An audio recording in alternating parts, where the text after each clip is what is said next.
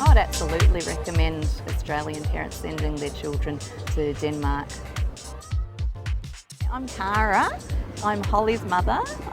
We're from the Central Coast in Australia, and Holly went on an exchange program to Denmark last year. Completely different. There's nothing like it in Holly Australia. chose Denmark as one of the options that she was looking at. She was looking at a lot of different countries to go to, and when she suggested Denmark, I thought that was one that was worthwhile looking into.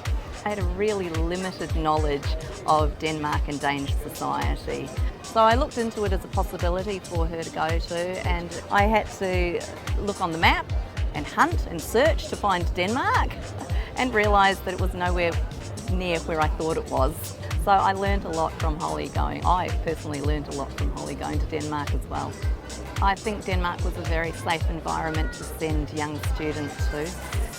Holly was turning 15 when she went, and so of course her safety was one of the most important things in my mind and my husband's mind when we sent her. People there seem to have very similar attitudes and awarenesses that we have in Australia as well. There didn't seem to be a lot of crime or random crime happening in Denmark from what I saw from the outside. So it seemed like an environment that I would be familiar with and happy to send her into without me there protecting her. Education system was highly rated in the OECD, and so I knew that when she went she wouldn't be missing out on her education that she'd be bringing back to Australia and come back at the same level.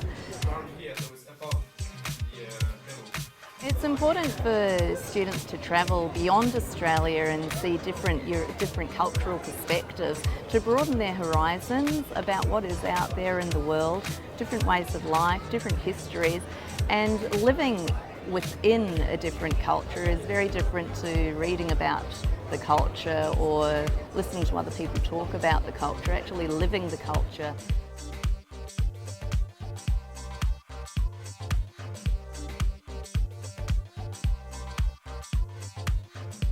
Danish history seems to go back a lot longer in a more consistent way than Australia's history back to the European settlement in Australia. And so a lot of the Danish culture is still extensively embedded within their daily living and their way of life. So a lot of the things that Holly brought back reflect the Danish culture and the history that is Denmark and Denmark has to so many other countries around it. It's only a couple of hours, I think, to get to Germany, a couple of hours to England, a couple of hours to Sweden, Norway, and even Iceland, I think.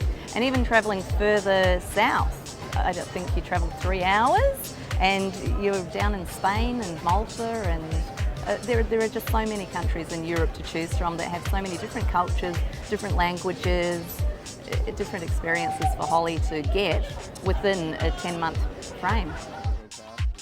Since Holly's been on her experience in Denmark, she's come back as a much more mature, more confident person.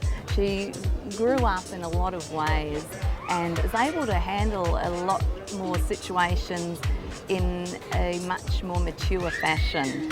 She's 16 years old now, but I have a lot of confidence in her making good decisions for herself in environments that I may not otherwise have been confident for her to make those decisions in. So it's been really worthwhile for her in her growth and maturity. Holly finishes her HSC in Australia. She could easily go and travel overseas again and continue to be an international student, studying at universities in other countries and continuing her education in other places.